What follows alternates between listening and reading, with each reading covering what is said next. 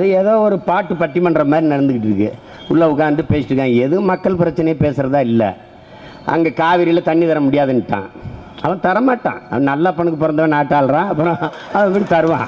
அவன் தரமாட்டான்.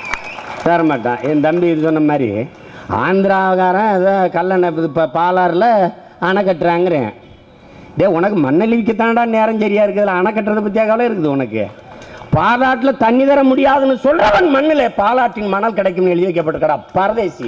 பரதேசி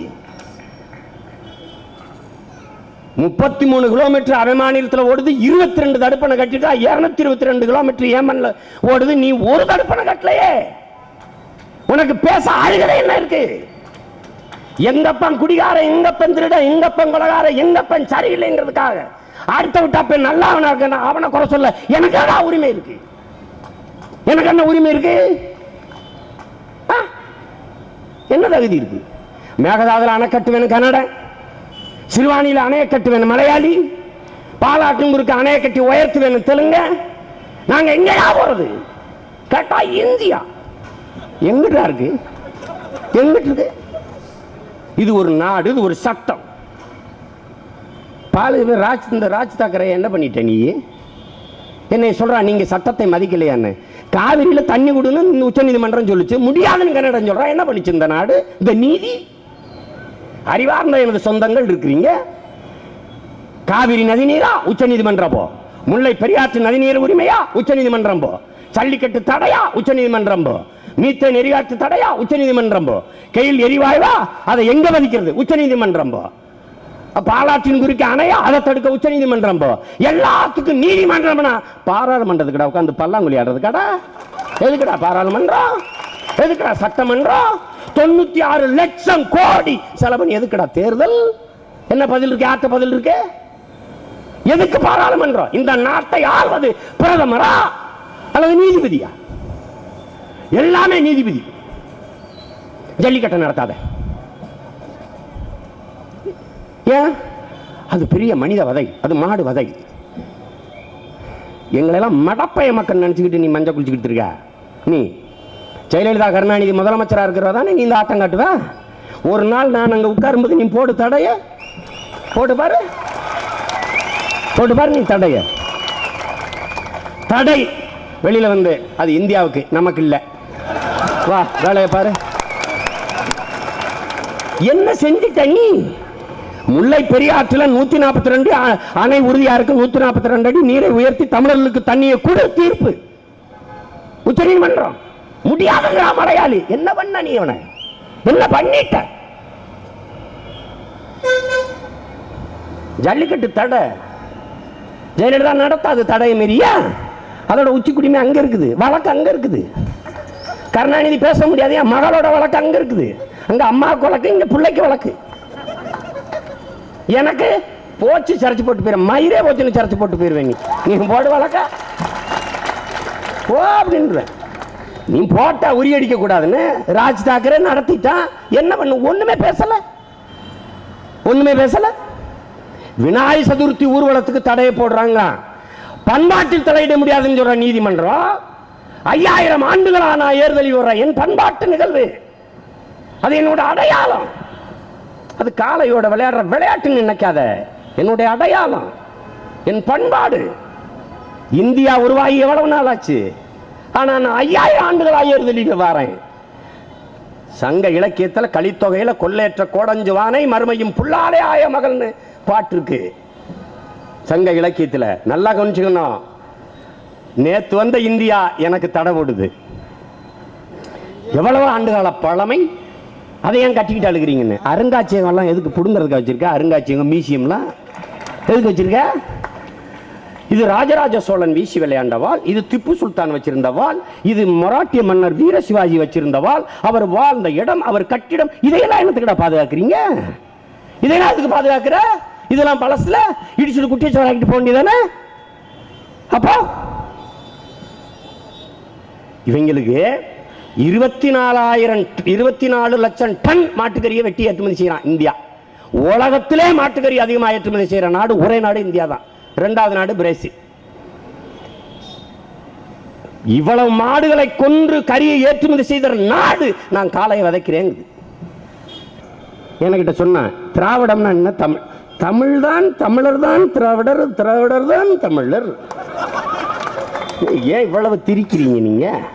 தமிழர் தமிழராக இருக்க வேண்டியது அதையும் திராவிடராக இல்ல, தமிழம் தமிழம் திராவிடம் அப்படி திரிஞ்சிருச்சுங்கிறான்.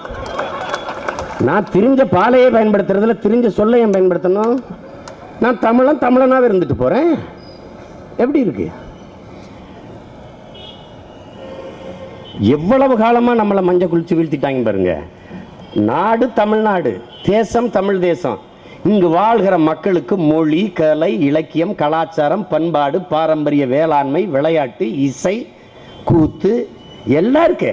இவனுக்கு பெண்ணிய உரிமை, மண் வளம், நாட்டு வளம், கனிம வளம், காட்டு வளம், நீர்வளம், நிலவளம், மலை வளம், கடல் வளம், இதை காப்பது, பொருளாதாரம், சமூகம், இது எல்லாவற்றையும் பாதுகாப்பதுன்னு ஒன்று ஒரு அரசியல் இருக்கு. இந்த அரசியல் தமிழ் தேச அரசியல். இவ்வளவுதான். இது வேற்றுக்கரக சொல்ல அல்ல, வேற்றுக்கரக சொல்ல அல்ல. இங்க பல பேர் மஞ்ச குளிச்சு திமிரில் அலைகிறான். இந்த நடிகர் சங்கத்துக்கு தமிழ்நாடு திரைப்பட நடிகர் சங்கம்னு மாற்ற முடியாதுங்கிறான். நீ எத்தனை நாளைக்கு? ஒரு நாள் நான் அந்த இடத்துல உட்காருவதை கொம்பாதி கொம்பனும் தடுக்க முடியாது. நான் ஒண்ணுமே செய்ய வேண்டியதில்லை. நான் ஒண்ணுமே செய்ய வேண்டியதில்லை. நான் பாட்டுக்கு போயிட்டு இருக்க மாதிரியே போயிட்டே இருப்பேன். ஒரு நாள் நாதி எட்டு இருப்பேன். நான் மட்டும்தான் இருப்பேன். உனக்கு என்ன குறுக்க அணைய கட்டுறேன், ஒண்ணுமே பேசாம இருக்கேன்னு. அப்ப நான் பேசணும்னு தெரியுதில்ல? உனக்கு தெரியுதில்ல? அப்ப என்ன உனக்கு அர்த்தம்? இதை விட்டா நாதி கிடையாது. அன்னைக்கு வருவேன், நீ அப்ப வந்து இல்ல தென்னிந்திய திரைப்பட நடிகர் சங்கம் அப்படிதான் இருக்கும்னு பேசிடுவே நீ. எங்க ஐயா ஆனானப்பட்ட சிங்கன் நடிகர் திலகமே மலையாள படத்தில் நடிக்கும் போது அங்க இருக்கிற நடிகர் சங்கம் அம்மாவில் உறுப்பினராகி தான் நடிச்சாரு. அவ்வளவு பெரிய மேதையவே அவன் உறுப்பினர் அட்டை இல்லாமல் நடிக்கவில்லை. நீங்க வந்து தென்னிந்திய நடிகர் சங்கம், இவன் தான் தென்னிந்தியன், இவன் தான் இந்தியன், இவன் தான் திராவிடன். இவன் ஒருபோதும் தமிழனாவே வாழ்ந்ததில்லை. இது ஒரு மானங்கட்ட நிலை. இப்ப தமிழ் தேசிய அரசியல்னா நிறைய பேருக்கு குழப்பம் இருக்கு. ஒன்னு தெரிஞ்சுக்கிறேன் என் அன்பிற்குரிய சொந்தங்கள், என் அருமை உடன் பிறந்தார்கள். கச்சத்தீவு தமிழர் நிலம்.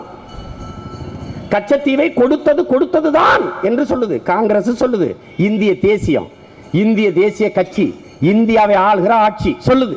அது இந்திய தேசியம். கச்சத்தீவை கொடுத்ததுதான், திருப்பி எடுக்க என்ற பேச்சுக்கு இடமில்லை. கச்சத்தீவு எப்போதும் இந்தியாவிற்கு சொந்தமாக இருந்ததில்லை. இதை சொல்வது பாரதிய ஜனதா, இந்திய தேசிய கட்சி, இந்திய தேசியத்தை ஆளுகிற ஆட்சி, இந்திய தேசியம் சொல்லுது கச்சத்தீவை கொடுத்ததுதான். நாம போராடுறோம் கச்சத்தீவை திருப்பி எடுக்க வேண்டும் என்று. கொடுத்ததுதான் இந்திய தேசியம், திருப்பி எடுத்தே ஆக வேண்டும். இது தமிழ் தேசியம். இதுதான் அங்க இருக்கிறது. இது புரிஞ்சுக்கிறோம். நீ தமிழ் தேசியம்னா ஏதோ வேற்றுக்கிரகத்திலிருந்து இறங்குறாங்க இவருக்குடான்னு நினைக்கூடாது. இந்த நாட்டை பிச்சுக்கிட்டு போறதுன்னு நினைக்கூடாது. அதெல்லாம் நீ பிக்க வேண்டிய, அவனே பிச்சு தருவான். நீ ஒண்ணுமே செய்ய வேண்டியதில்லை, அவனே தருவான். ஏன்னா ஏற்கனவே இந்தியாவை 70 விழுக்காடு வித்துட்டான். உனக்கு தெரியல எப்படி வித்தான் விற்கிறான்னு, நான் அதை அப்புறம் சொல்றேன். வித்துட்டான். உன்ட்ட என்ன இருக்கு? இப்ப கேரளாவில் கொலிங்கம் விழிங்கம்னு ஒரு இடத்துல துறைமுகம் கட்டுறான். கட்டுறது யாரு? அரசு இல்ல, அதானி கட்டுறாரு. முதலாளி, அந்நிய பெரும் முதலாளிகளின் தேசமாக மாறிக்கொண்டிருக்குது. கூறு போட்டு வித்து கொண்டிருக்கிறான். 10,000 ஏக்கர், 20,000 ஏக்கர், 30,000 ஏக்கர், 40,000 ஏக்கர், 50,000 ஏக்கர்னு. இதெல்லாம் உனக்கு புரியாது. புரிஞ்சா நீங்க இருக்க மாட்ட. அப்ப தமிழ் தேசியம்னா என்ன? மீத்தேன் எடுப்பது, மீத்தேன் எரிகாற்று எடுக்க வேண்டும். அது இந்திய அரசு, இந்திய தேசியம். மீத்தேன் எடுத்தால் என் தாய் நிலம் தரிசாகி போகும். எதிர்த்து போராடுறோம் தமிழ் தேசியம். அணு உலையை திணிக்கிறது, அணு உலையை திறந்தே ஆக வேண்டும். அணு உலையின் தாய் நிலத்தின் அழிவுக்கு காரணமாகும் எதிர்க்கிறோம். அது தமிழ் தேசியம். இதை புரிஞ்சுக்கணும். ஜல்லிக்கட்டுக்கு தடை விதித்தது இந்திய தேசியம். தடையை உடை என்று போராடுவது தமிழ் தேசியம். இதுதான் தமிழ் தேசிய அரசியல். இது ரெண்டுக்கும் போட்டு குழப்பிக்கிற கூடாது. இது என்ன என்னமோ சொல்றானே தமிழ் தேசிய அரசியல்னா என்ன? அது இல்லை. தெளிவாக விளங்கிக் கொள்ளணும் அன்பிற்குரிய சொந்தங்கள். நம்ம எதிர்கொள்ற சிக்கல் 1 2 இல்லை. பார்க்குறோம் 32 பேர், ஏற்கனவே 20 பேர் ஆந்திர காட்டுக்குள்ள செம்மரக்கட்டையை வெட்ட வந்தான்னு சுட்டு போட்டாச்சு, செத்து போனான். அறிவார்ந்த எனது மக்கள் சிந்திக்கல, ஒரு வார்த்தை நாட்டை ஆளுகிற முதலமைச்சர் கண்டிக்கல. அந்த செயல் கொடுமையானது. ஆந்திர அரசு மன்னிப்பு கேட்கணும், அத்துறை சார்ந்த அதிகாரிகளின் மீது நடவடிக்கை எடுக்கணும். நாட்டை ஆண்ட அம்மையார் ஜெயலலிதா ஒரு கண்டனம் சொல்லல. கோதாவரி நதியிலே புனித நீர் ஆட வந்ததுல 29 பேர் நெரிசல சிக்கி செத்தான். அது விபத்து. நாட்டை ஆண்டு கொண்டிருக்கிற பிரதமர் ஐயா நரேந்திர மோடி 1/2 மணி நேரத்தில் அதுக்கு வருத்தம் தெரிவிக்கிறார், துக்கத்துக்கு போறார், துக்கத்தை தெரிவிக்கிறார். கேரளாவில் கோயில் திருவிழாவில் பட்டாசு வெடிச்ச இடத்துல விபத்து, சிக்கி செத்து போனா 100 பேர். அந்த சோகத்தில் நாமளும் பங்கேற்றோம். ஐயா நரேந்திர மோடி தனி விமானத்தில் வந்து மருத்துவமனையில் மருத்துவம் செய்து கொண்டவர்களுக்கு ஆறுதல் சொன்னார். அந்த சம்பவத்துக்கு வருத்தம் தெரிவித்தார். ஆந்திர காட்டுக்குள்ள 20 தமிழன் சுட்டு கொல்லப்பட்டான், ஒரு வருத்தம் தெரிவிக்கல. ஏன்? நீ நான் நாதியற்றவர்கள் என்பதை நீ நினைவில் வச்சுக்கணும். இந்த அதிகாரம், இந்த ஆட்சி, இந்த தலைமைகள் நமக்கானது அல்ல. இதே முகிலிவாக்கத்தில் கட்டடம் இடிந்து விழுந்தது, 40 பேர் சிக்கி சத்தான், சித்தாலும் கொத்தனாரும், அத்தனை பேரும் தெலுங்கர்கள், ஒருத்தங்க கூட தமிழன் இல்ல. சந்திரபாபு நாயுடு வந்தார், அம்மையார் ஜெயலலிதா அங்கே போனார், அந்த இடத்துக்கே போனார்கள். இந்த தமிழ்நாடு அரசு 10 லட்சம், ஆந்திர அரசு ஒவ்வொருத்தருக்கும் 10 லட்சம், 20 லட்சம் ரூபாய் நிவாரணம். நாம எதிர்க்கல, ஏற்கிறோம். ஆனால் செத்து விழுந்த 20 பேருக்கு, தமிழன் குடும்பத்திற்கு என்ன நீதி, என்ன நியாயம்? சந்திரபாபு நாயுடு வருத்தம் தெரிவிச்சாரா? அந்த சுட்டுக் கொண்டவன் பணி நீக்கம் செய்யப்பட்டானா? நடவடிக்கை இருந்ததா? தமிழ்நாடு அரசு சார்ந்த அமைச்சர் எவராது ஒருவரை பார்த்தது உண்டா? அப்படின்னா என்ன அர்த்தம்? நாம நாதியற்றவர்கள். இந்த தெருவில் ஒரு நாயை அடிச்சால், ஏன் இந்த வாயிலாட்சிவன் இந்த நாயை அடிக்காய் என்று கேட்க 4 பேர் உண்டு. உன்னையும் என்னையும் அடித்தால் நன்றாக அடி என்று சொல்லத்தான் ஆள் உண்டு. இதை நீ புரிஞ்சுக்கணும். 33 பேர் சந்தன மரக்கட்டை, இந்த செம்மரக்கட்டையை வெட்ட வந்தான்னு தொடர் வண்டியில இறங்கினவன கைது செய்யறான். அவ செம்மரக்கட்டையை தான் வெட்ட வந்தான் எப்படி உனக்கு தெரியும்? எப்படி தெரியும் சொல்லு, எப்படி தெரியும்? செம்மரக்கட்டையை கடத்தல்காரர்கள், செம்மரக்கட்டை கடத்தல்காரர்கள் என்று சொல்றான். தமிழன் திருடன் என்று பழி சுமத்துறான். இந்த மான தமிழ் மக்கள் புரிஞ்சுக்கணும். செம்மரக்கட்டையை நாம கடத்துறோங்கிறான். வயிற்று பசிக்காக கூலிக்கு வெட்ட போனவன், நம்ம வெட்ட போயிருந்தால் கூட கூலிக்கு. ஆனா கடத்தவன் ஆந்திராவில் இருக்கிற அவனால் தான். இதை நுட்பமா பார்க்கணும். வெட்ட வந்த கூலிகளை சிறைப்படுத்துறா கடத்தல்காரன். ஆனா கடத்துற உன் மாநிலத்தில் இருக்கிற முதலாளியில ஒருத்தன் கூட ஏண்டா கைது செய்யலன்னா கைது செய்யல. இதை கேட்கணுமா இல்லையா அம்மையார் ஜெயலலிதா? இதை கேட்கணுமா இல்லையா ஐயா கலைஞர்? ஏன் கேட்கல?